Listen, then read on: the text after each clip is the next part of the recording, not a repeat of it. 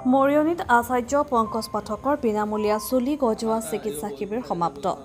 এতিয়া আৰু মূৰত চুলি নথকা টপা মানুহৰ চিন্তাৰ কোনো কাৰণ নাই। অসমৰ হাজাৰ হাজাৰ মানুহৰ টপা মূৰত চুলি গজোৱাৰ আলোড়ন সৃষ্টি কৰিছে আচাৰ্য পংকজ পাঠকে।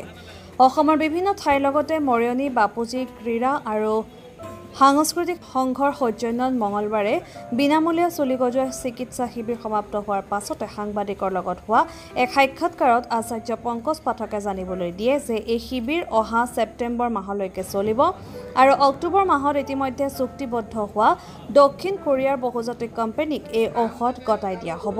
এই বিনামূলীয়া চুলি গজোৱা শিবিৰত তেখেতে প্ৰস্তুত কৰা ঔষধ প্ৰায় 50,000তকৈ অধিক লোকে অংশগ্ৰহণ কৰি এই ঔষধ ব্যৱহাৰ কৰিছে আৰু ভাল ফলাফল পাইছে বুলিও জানিবলৈ দিয়ে।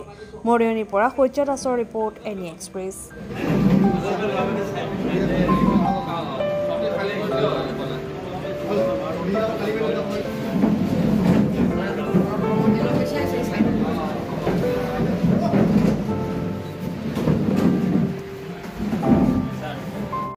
ছয় মিনিটৰ নহয়, 5 মিনিট মানে 5 মিনিট, একদম 5 মিনিটত আপোনালোকে ধুই দিব।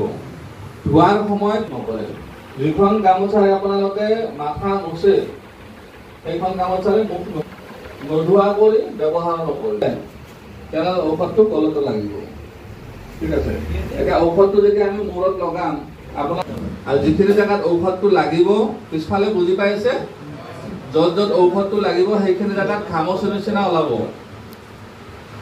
আজি গধূলি ওলাব পাৰে, কালি ৰাতিপুৱা ওলাব পাৰে, কালি গধূলি ওলাব পাৰে। ঠিক আছে, খামুচি নিচিনা ওলাব। আৰু খামুচি নিচিনা ওলোৱাটো এটা প্ৰচেছে, সেইটো কোনো ছাইড এফেক্ট বা ইনফেকশ্যন নহয়, সেইটো এটা প্ৰচেছে। যেনেকৈ খেতি কৰিলে হাল মাৰিব লাগে, ঠিক একেদৰে আমি যেতিয়া চুলিৰ কাৰণে এইটো কৰিম, সেইটো খামুচি ওলাবই। আমি বনৌষধি ব্যৱহাৰ কৰি এইটো প্ৰমাণ কৰি দিছোঁ। এতিয়ালৈকে প্ৰায় আমি 50,000ৰ ওপৰত মানুহক লগালোঁ আৰু বেছিভাগৰে ভাল ৰিজাল্ট আহিছে আৰু সেইমতে মানুহ বাঢ়ি গৈ আছে কেম্পবিলাকত। যিবিলাকে ৰিজাল্ট পাইছে তেওঁলোকে আকৌ লগত 10জন মানুহ লৈ আহি আছে আৰু এনেকৈ আজি 4-5 মাহ লগালোঁ।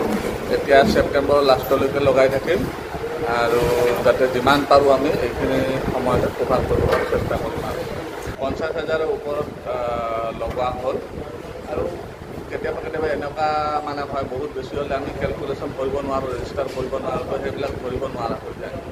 ছেপ্টেম্বৰৰ লাষ্টলৈকে লগাম। অক্টোবৰত মই এইটো আচলতে বস্তুটো বিক্ৰী হৈ গৈছে, অক্টোবৰত হেণ্ড অভাৰ কৰিব লাগিব। ছেপ্টেম্বৰলৈকে যিখিনি মানুহ হয় তাৰ ওপৰত ৰিপৰ্ট এটা বনাই দিব লাগিব। কোন কোম্পানী লৈছে বাৰু? এইটো বাহিৰৰ কোম্পানী হয়, চাউথ কোৰিয়া, আৰু তেওঁলোকে কছমেটিক বনায়, মাস্ক টাস্ক বনায় আৰু তেওঁলোকক